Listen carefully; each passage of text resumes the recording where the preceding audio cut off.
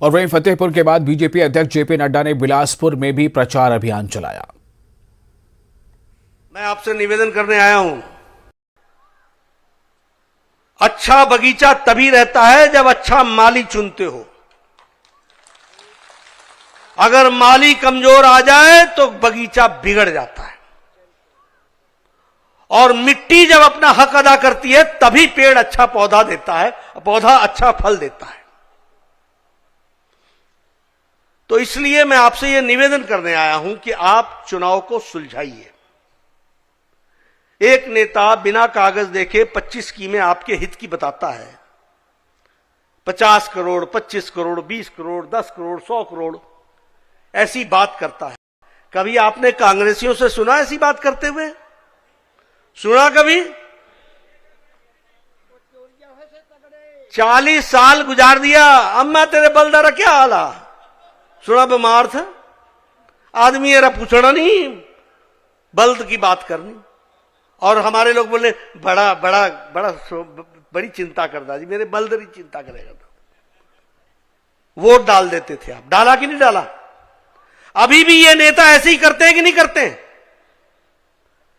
आपने वो चुनाव देखे हैं जब बोलते थे सड़क निकलेगी, सड़क निकलेगी, सड़क निकलेगी, और चुनाव आता था तो पहाड़ में चूना लगा दिया जाता था और गांव वाले खुश, ए इतनी तो निकलनी सड़क, ए चूना जेड़ा लग गया। और चुनाव खत्म होता था, बारिश आती थी, चूना साफ होता था, 5 साल के लिए चूना आपको लग जाता था। और चूंकि आज प्रचार का आखिरी दिन है, इसलिए आखिरी घंटों में भी तमाम पार्टियां पुरजोर कोशिश कर रही हैं। सिरमौर में कांग्रेस महासचिव प्रियंका गांधी वाड्रा ने जनसभा को संबोधित किया। इस दौरान प्रियंका गांधी ने कांग्रेस प्रत्याशी के पक्ष में चुनाव प्रचार किया और वोट करने की अपील की। साथ ही प्रियंका गांधी ने विपक्ष पर जमकर हमला बोला। उन्होंने वादा किया कि कांग्रेस की सरकार आते ही पहली कैबिनेट में ओपीएस यानी ओल्ड पेंशन स्कीम को लागू किया जाएगा।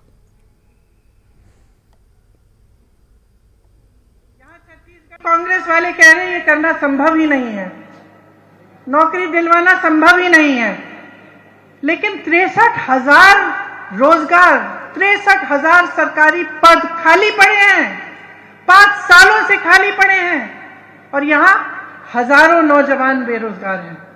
पूछिए क्यों? क्योंकि नियत सही नहीं है। ओपीएस की बात करते हैं, हम किस आधार पे कह रहे हैं कि हम आपको ओपीएस दिलवाएंगे? ये चुनावी जुमला नहीं है। यहां छत्तीसगढ़ के मुख्यमंत्री जी बैठे हैं, बघेल जी। छत्तीसगढ़ में आज ओपीएस लागू है, राजस्थान में लागू है,